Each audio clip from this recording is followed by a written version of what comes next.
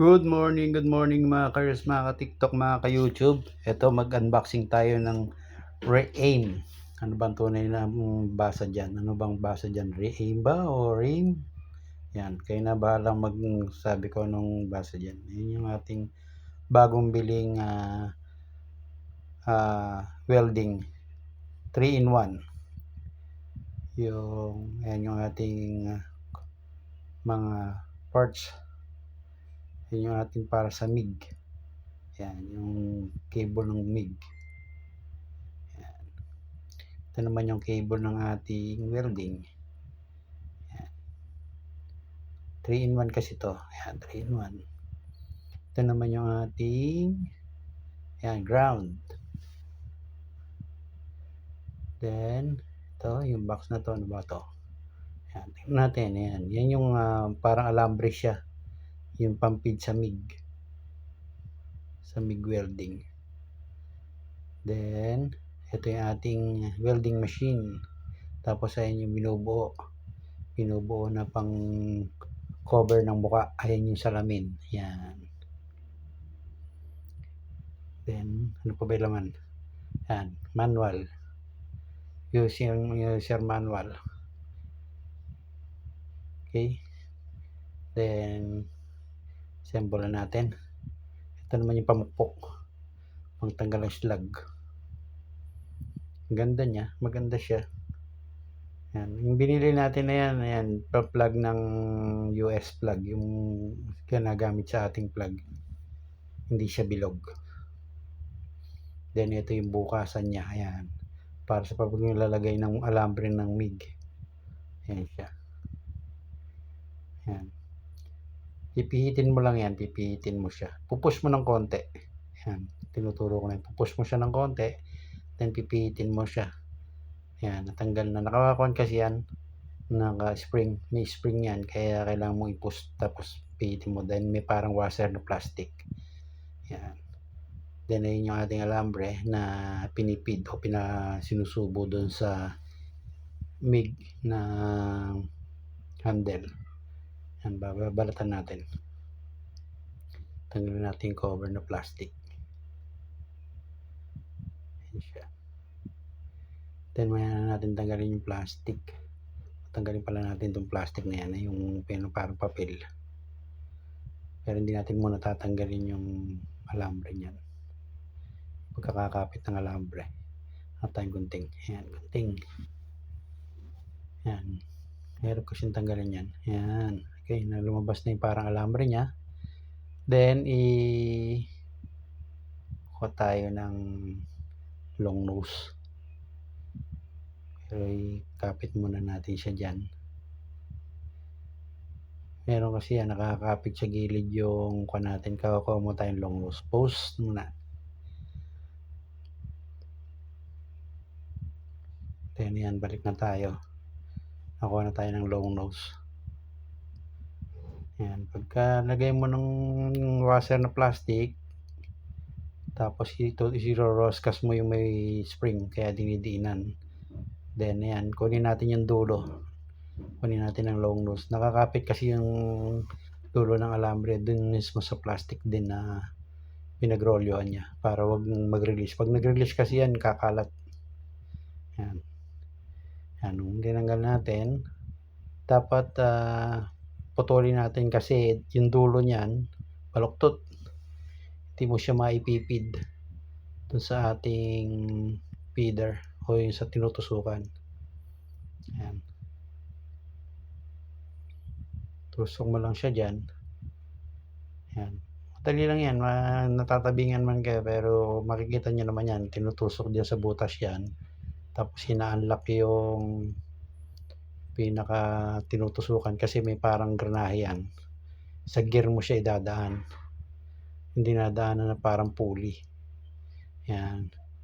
Pagkatusok mo dyan, makikita nyo mamaya lalabas yung alambre doon sa harap. Yan, medyo mahirap lang ipasok kasi mahigpit pa. Yan. Unti-untiin mo lang siya. Ayan, nung ikabit na natin, inilagay na natin yung lock niya. Ayan, ayan, nakita nyo. Ayan yung dulo. Nasa harap na. Then syempre, kukunin natin itong ating holder o yung ating parts dun sa MIG. Uunahin natin testingin yung ating MIG. Ayan, yung MIG welding. 3-in-1 kasi to, 3-in-1. Yung arc, MIG, tsaka TIG. Pero binili ko ito para sa MIG.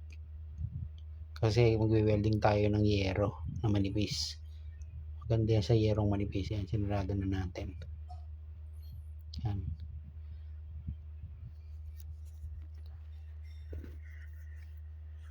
Yan. Yan, nakita nyo. Meron din sa, ayan, yung pang tinutusok na isang wire. Switch lang yan. Switch para magkaroon ng switch yung ating umiikot para mag-push yung ating alambre. Yan. Switch lang yan na nandun sa mismong holder, sa mismong handle nung kwan. Pag pinus mo yung handle, makikita mo siya. Ayan, ito naman yung ating ground. Kabit natin yung ground natin. Ayan yung ground. Ground din yan sa kwan. Gamit din yan sa TIG at saka arc. Metal welding. Ayan, nilagay natin sa ground, sa metal. Then, syempre, papalabasin natin yung alambre dun sa dulo, sa holder, sa handle niya. Kaya dapat isaksak natin para gumana yung machine na nagtutulak ng alambre. Yan, power on natin.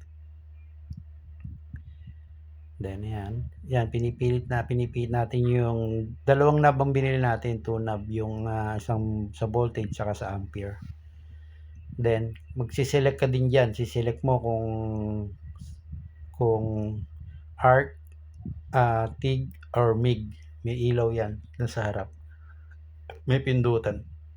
Medyo nag-error pa nga ako dyan dahil hindi ko pa napipindot yung selection. Hindi lalabas yung alambre pag hindi mo pinindot yung ating selection at hindi siya napupunta sa MIG welding, sa MIG. Pagka walang hindi sa MIG yan, hindi iikot yung ating feeder o yung naglalabas ng alambre. Yan, kahit pindutin mo yan, hindi yan lalabas hanggat hindi yan naka-MIG. Kailangan naka-selection ng MIG bago umikot yung ating machine para dun sa paglalabas ng alambre. Yan siya. Yan, nakita nyo, pinipindot-pindot ko siya. Hintay ko lumabas yung alambre, hindi ko mapalabas. Yan, nagbukas ako ng kwan. Silipin natin. Yan o. Sinisilip natin yung ating dish ng alambre o yung pinagbalutan ng alambre kung umiikot. Yan. Kailangan nakaselect ka ng MIG bago yan umikot hanggang lumabas yung dulo. Yan. Magkakaroon ka pa ng error dyan kapag ayan o, nakita nyo, lumabas na yung alambre. Pagka hindi ka nakaselect ng MIG, hindi yan lalabas dyan. Mag-aalala ka, barang sira ka mo yung machine. Ayaw umikot nung feeder nung alambre o yung nagtutulak sa alambre. Pero hindi ko lang pala kagad napindot yung ating selection. Ayan. Kineskas ko na siya. Ayan. Yan na. Nakita nyo, magsiselect pa ako ulit dyan kasi ayaw mag-spark. Ayan. Kailangan mo pala, diinan mo. Pagka nakamig ka, kaskas mo lang yung alambre, hindi siya mag-spark. Kailangan mo siyang idiin. Idiin mo dun sa metal.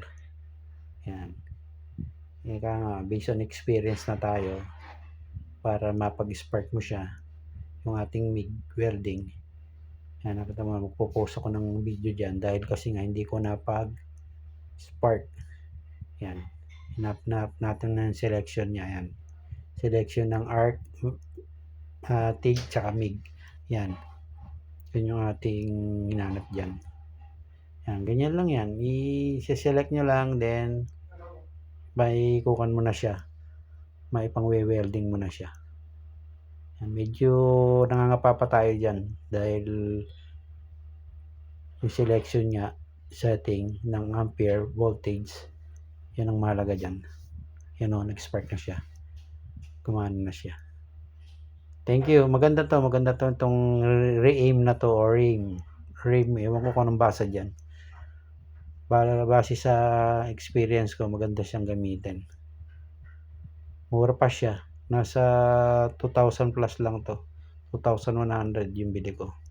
Ewan ko ngayon kung tumataas. Ilagay ko na lang sa link yung presyo niya.